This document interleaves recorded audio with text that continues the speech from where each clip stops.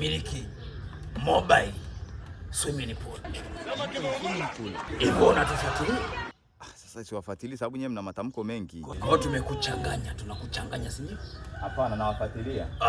Wewe ndio unatufuatilia kinyume nyume. Tunajiuliza nani wanatukosesha amani, kumbe unatufuatilia? Hapana, mkusio hivyo. Utufuatilie. Sasa kama mamlaka tunaandaa mchakato. Kila mmiliki wa swimming pool unaanza kuilipa serikali kipato. Naona wewe kama mkwepa kodi umetoka kwenye swimming pool umekuja kwenye beseni, new version, mobile beseni. Uweze kujifurahisha kukwepa kodi. Sasa kwenye pool hapo unasemaje? Hii ni swimming pool unatembea nayo. Hii unaweza kukaa ndani ukaogelea na familia. Si unaona unaogelea kwa swimming pool. Hebu nipe ile jambia langu. Ndio ni swimming mwenyewe. Si unaona?